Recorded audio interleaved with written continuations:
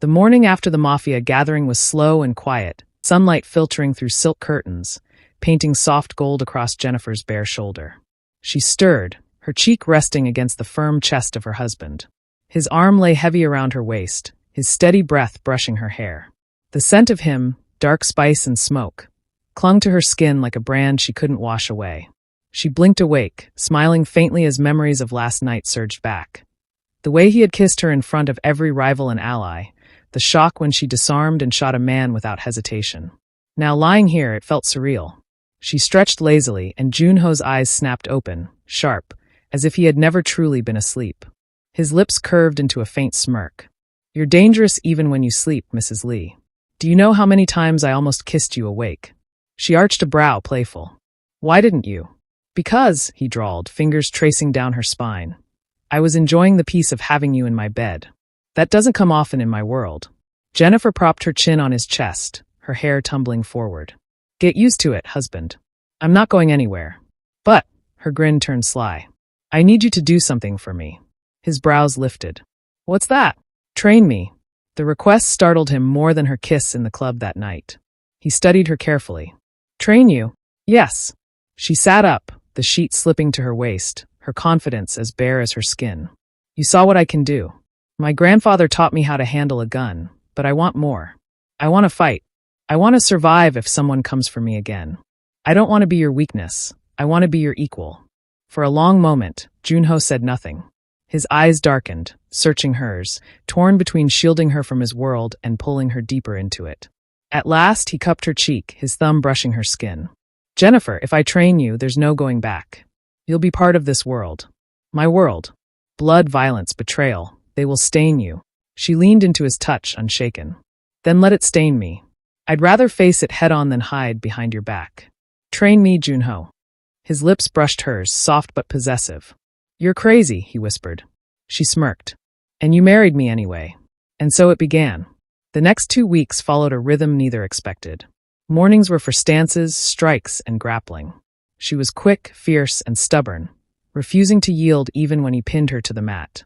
Afternoons were for gunfire, her aim sharpening until every shot found its mark. Joon-ho found himself not just watching her skill, but the fire blazing in her eyes every time she pulled the trigger. One evening, after hours of sparring, Jennifer was panting, her hair clinging to her face as she glared up from the mat. Joon-ho had her pinned, his knee pressed into her thigh, one hand gripping her wrist above her head. His smirk was pure arrogance. "Yield. Never." She twisted suddenly, using a move he had shown her 2 days earlier. In one fluid motion, she reversed their positions, straddling his waist and pinning his hands above his head. She leaned close, lips brushing his ear. "Got you." For the first time in years, Lee Joon-ho laughed, a low, genuine sound that startled his men outside the training room. His grip tightened, and with a swift motion, he flipped her beneath him again, crushing his mouth to hers in a heated kiss. "You'll be the death of me," he murmured, breathless. "Good," she teased, her legs wrapping around his waist. "At least you'll go out happy." A month later, Jennifer sat in the back seat of a sleek black car, one bodyguard driving, another in the passenger seat. She was on her way to a boutique when she noticed black SUVs trailing behind them. Her instincts flared. "We're being followed," she said flatly. The driver glanced in the mirror. "Madam, stay calm." Gunfire shattered the air. Bullets ripped through glass, and her driver slumped forward, blood soaking his shirt. The car swerved violently as the other guard scrambled behind the wheel. "Stay down," he shouted, firing out the window. Jennifer ignored him. Fury surged through her veins, her pulse quickening not with fear, but with fire. She grabbed the fallen driver's gun, rolled down her window, and aimed. One SUV swerved too close, she fired. The bullet tore through its tire, sending it crashing into a lamppost. "Drive faster," she barked. The guard obeyed, but another car blocked their path, bullets raining down. The guard took one to the chest, choking on blood before the car screeched to a halt. Cursing, Jennifer slid into the driver's seat. One hand gripped the wheel, the other held the gun. She became a storm, ramming one enemy car until it spun out, then firing at another until flames engulfed it. Adrenaline roared in her veins, her aim sharp, her hands steady. By the time she pulled into a side alley, every pursuing car was destroyed or disabled. Her chest heaved as she lowered the smoking gun, a tremor running through her fingers. Her gaze flicked to the lifeless guard beside her, a pang of grief slicing through the haze. But she forced it down. She had survived. She had fought. Moments later, another car screeched to a stop. Joon-ho stormed out, fury and fear etched across his face. His men secured the scene, but his focus was only on her. Jennifer! He yanked her door open, pulling her out and scanning her frantically. Are you hurt? Tell me you're not hurt. She lifted her chin, defiant despite the blood spattered across her blazer. Not a scratch. Your rivals should have known better than to chase me. For a heartbeat, silence stretched between them. Then Joon-ho crushed her into his arms, his lips pressing to her temple, his voice a low growl. You'll be the end of me, Jennifer. Do you know what I felt when I heard your car was under attack? She smiled faintly against his chest. Fear. Exactly, he admitted darkly. Pulling back, his eyes burned into hers, raw, unguarded. You're mine, Jennifer Mensah. And I swear on my life, no one will ever take you from me. Even if I have to burn this city to the ground. Her hand cupped his jaw, her smile soft yet fierce. Then burn it, Joon-ho. But remember, I'm not fragile. I don't need saving. I fight beside you, not behind you. He stared at her, silent, then crushed his mouth to hers, the kiss fierce, desperate, claiming. Around them, his men averted their eyes, but every one of them knew. Jennifer Mensah Lee wasn't just his wife. She was becoming his queen. And as the flames of wrecked cars lit the alley in violent orange, Lee Joon-ho held her tighter, realizing with chilling clarity, this wasn't just love. It was obsession. The flames from the wreckage lingered in Jennifer's mind long after she and Joon-ho returned home that night. She had washed the blood from her hands, stripped off her ruined blazer, and stood before the mirror, her reflection a mix of defiance and exhaustion. Behind her, Joon-ho slipped his arms around her waist, his chin resting on her shoulder as though grounding himself in her presence. Neither of them spoke, but Jennifer felt the storm brewing inside him. She knew the kind of man he was, someone who never let an attack go unanswered. And when his grip tightened in the reflection, she knew it. Someone's life had already been signed away. By dawn, the Black Dragon Syndicate was in motion. Find out who dared touch my wife. Joon-ho commanded in the great hall of his mansion, his voice like steel. His lieutenants bowed low. Turn over every stone. Drag out every shadow. I don't care how much blood it takes. I want a name before the sun rises again. Jennifer stood to the side, arms folded, her eyes glinting with cold fire. She didn't speak, but every man in that hall felt her presence, a silent queen beside the king. By evening, the name was delivered. Park Dae-young, a rival boss from Busan. Jennifer was with Joon-ho in his private study when the report came in. His men placed the file on the desk and withdrew. Joon-ho flipped through the details without expression, though his hand clenched faintly on the page's edge. Park Dae-young, he said at last, his tone edged with steel. He's the brother of the man you shot in the shoulder, the one you humiliated. Jennifer scoffed. Of course. I should have known. It runs in the family. Pathetic grudges and poor aim. Joon-ho's lips twitched, but his eyes stayed hard. Jennifer leaned over his shoulder, reading. So he thought killing me would weaken you, and that he'd avenge his brother, she murmured. A pity I didn't die. He thought wrong. Joon-ho said coldly, snapping the file shut. His gaze lifted to hers, sharp with violence. By tomorrow, he will be nothing but ash. Jennifer tilted her head, considering. Ash is easy. Anyone can burn a man. But humiliation. Her smile was slow, wicked. That lasts longer. Joon-ho studied her, torn between surprise and dark amusement. What are you suggesting? That we make an example of him. Since shooting his brother in the shoulder didn't send a strong warning, then humiliating him would do. It wouldn't be just punishment, but a lesson to every man in this city who dares underestimate me or us. She laid her hand on the file. I said I wanted to stand beside you, not behind you. Let me prove I can play this game too. For the first time in his reign, someone had spoken to him like that. Not an advisor, not a subordinate, but his wife. Instead of anger, Lee Joon-ho laughed softly, shaking his head. Mrs. Lee, you're rewriting the rules of the Mafia. She leaned closer, lips ghosting his. Then let's break them together. The next night, the Mafias gathered in a grand hall. Crystal chandeliers glowed above suits and gowns, smoke curling through the air. Rivals and allies filled the space, whispers swirling about the Ghanaian woman who had stared down death and survived. Some scoffed, others feared, but all were curious. Jennifer entered on Joon-ho's arm, draped in crimson silk. Her chin was high, her eyes daring. Beside her, Joon-ho was all in black, unreadable, his hand firmly over hers as though branding her his. And Park Dae-young was waiting. He smirked as they approached, his voice slick with mockery. Lee Joon-ho, he drawled. I hear your wife had an eventful drive yesterday. Seoul traffic can be so dangerous. The hall stilled.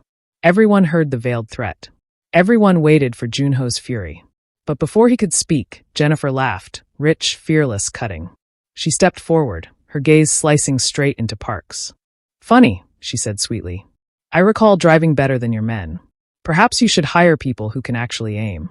A ripple of murmurs coursed through the room. Park's smirk wavered. Jennifer tilted her head, her voice dropping to a sharper edge. Or was it not their aim, but their boss's poor planning? Tell me, Park, did your brother not warn you how reckless I can be? The crowd stirred in shock. Everyone knew who she meant, the rival whose shoulder she had blown apart. Park's jaw tightened, fury flashing in his eyes. Jennifer stepped closer, lowering her voice so it rang with lethal clarity. You should have nursed his wounds instead of avenging his humiliation. But instead, you sent your dogs after me in the streets. Bad idea. Gasps filled the hall. Whispers spread like wildfire. Jennifer had not only called him out, she had exposed the blood tie. Park's pride flared, his hands shaking. With a growl, he drew his gun and leveled it at Jennifer's face in front of everyone. The air cracked with tension.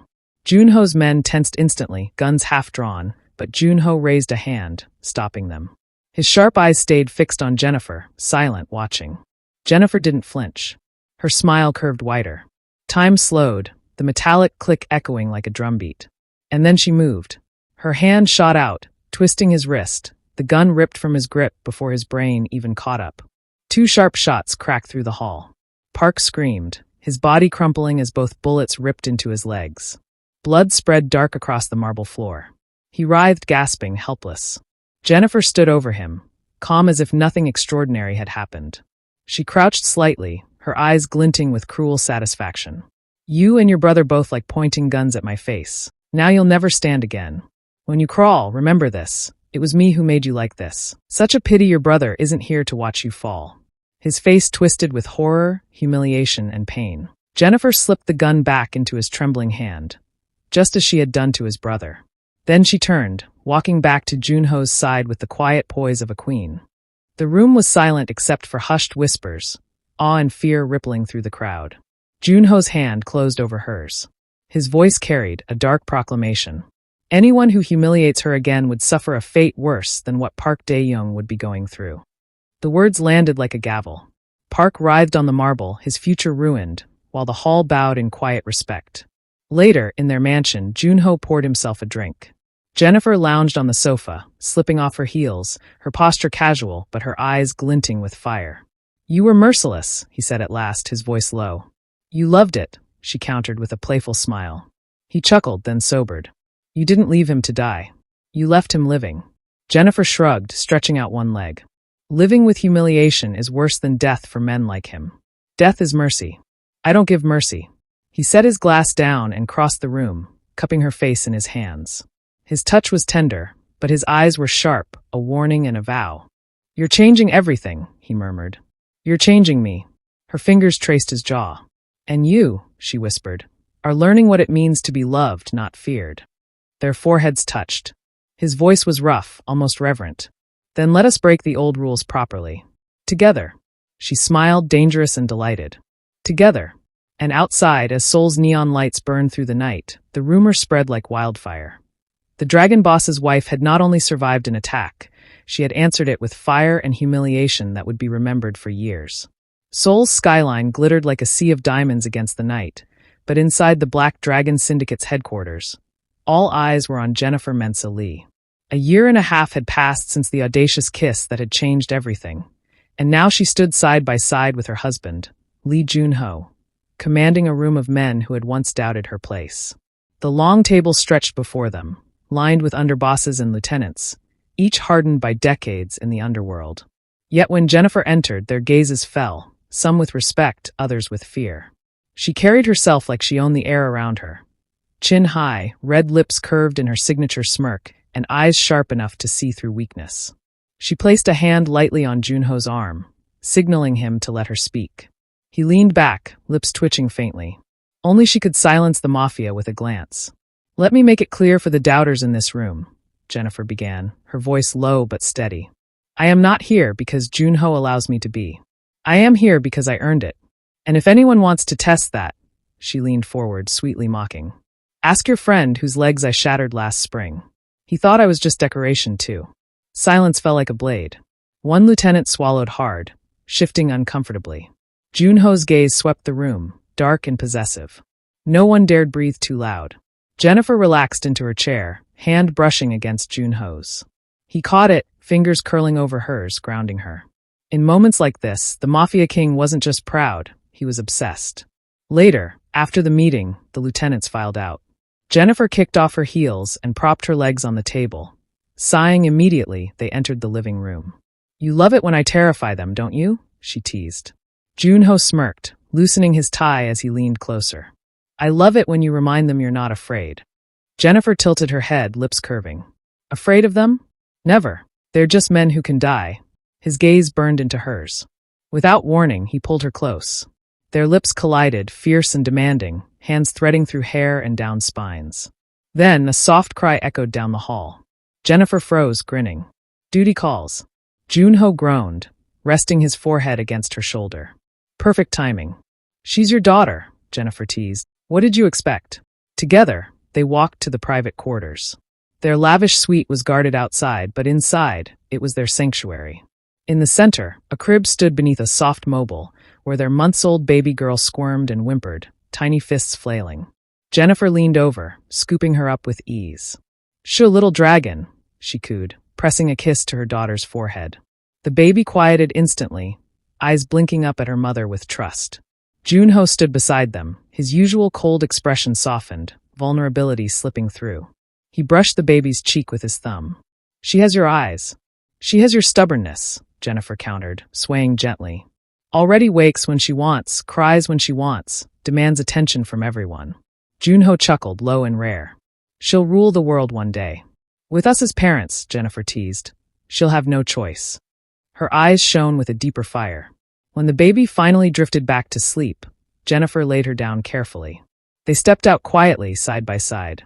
Later that night, Jennifer curled against Joon-ho in bed. His arm draped over her waist, thumb tracing lazy patterns against her skin. "You never let me forget," he murmured into her hair. "Forget what?" she asked sleepily. "That you chose me first. With that kiss." Jennifer smiled in the dark, eyes fluttering closed. "Best dare I ever took." "And the last one," he warned, though a smile touched his lips. She laughed softly. "Relax, Joon-ho. You're stuck with me now." His grip tightened possessively. In the silence, she felt it, the steady rhythm of his heart against her back. The Mafia king of Seoul, feared by all, was hers. And as the city pulsed beyond their walls, whispers spread in the underworld of the queen who had tamed the dragon. Some called it madness, others fate, but one truth remained. Jennifer Mensah had kissed a monster, and instead of being devoured, she had claimed him. Together, they had built an empire of fire and love. And she would never let him forget it. Thanks for watching. I hope you enjoyed the Mafia's Wild Rose. If you loved this journey, don't forget to like, comment, and subscribe for more stories. See you in the next one.